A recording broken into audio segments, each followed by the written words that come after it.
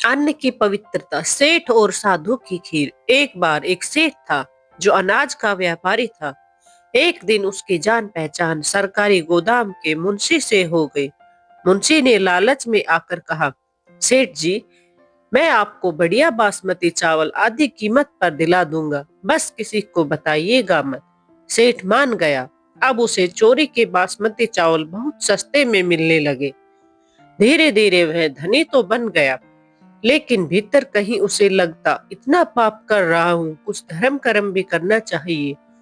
एक दिन सेठ ने सोचा, चलो आज चोरी के बासमती चावल से खीर बनवा कर किसी साधु बाबा को भोग लगाऊंगा, पुण्य मिल जाएगा। सेठ ने बड़े प्रेम से खीर बनवाई और एक प्रसिद्ध साधु बाबा को बुलाकर कहा, महाराज, कृपया इस प्रसाद का भोग लगाइए। साधु बाबा ने खीर खाई, उन्हें स्वाद बड़ा अच्छा लगा। दोपहर का समय था। सेठ ने कहा, महाराज, अभी धूप तेज है, आप थोड़ी देर विश्राम कर लीजिए, शाम को पधारिएगा। साधु बाबा ने हामी भर दी।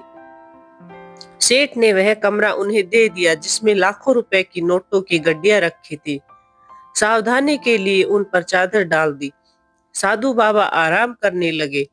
थोड़ी देर बाद जब खीर हजम होने लगी, उनके मन में विचार आया, इतने पैसे रखे हैं, अगर एक गड्डी उठा लूं तो किसी को क्या पता चलेगा।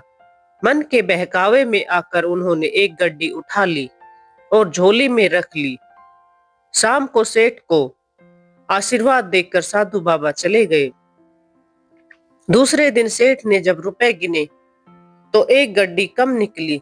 सेठ को बहुत दुख हुआ। महात्मा तो भगवान के लोग हैं, वे कैसे ले सकते हैं, लेकिन शक तो किसी पर था ही नहीं, इसलिए बेचारे नौकरों की पिटाई शुरू हो गई। पूरे दिन हंगामा होता रहा।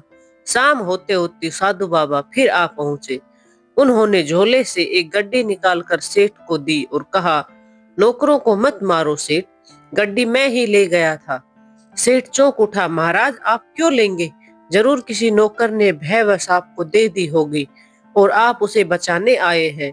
आप तो दयालु हैं। साधु बाबा बोले, नहीं सेठ, यह दया नहीं, यह सत्य है, मैंने ही चोरी की थी। परंतु जब सुबह पेट खाली हुआ और खीर का असर निकला तो मेरे मन की मलिनता भी चली गई।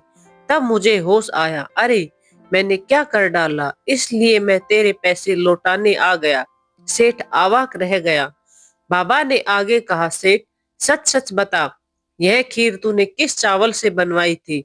सेठ ने सिर झुकाकर कहा, महाराज, सरकारी गोदाम के मुंशी से आधे दाम में चोरी का बासमती चावल लिया था। साधु बाबा बोले, बस वही कारण है, चोरी के अन्न में चोरी का भाव छिपा होता है। जैसा अन्न खाते हैं वैसा ही मन बन जाता है। चोरी के अन्न से बना भोजन मन में भी अधर्म भर देता है। फिर उन्होंने कहा, इसलिए बेटा, सदा सत्य का अन्न खाना चाहिए, वह चाहे साधारण हो पर आत्मा को निर्मल रखता है। ये कहावत तो हमने सुनी है, जैसा खाओगे अन्न वैसा होगा हमारा मन। धन्यवाद।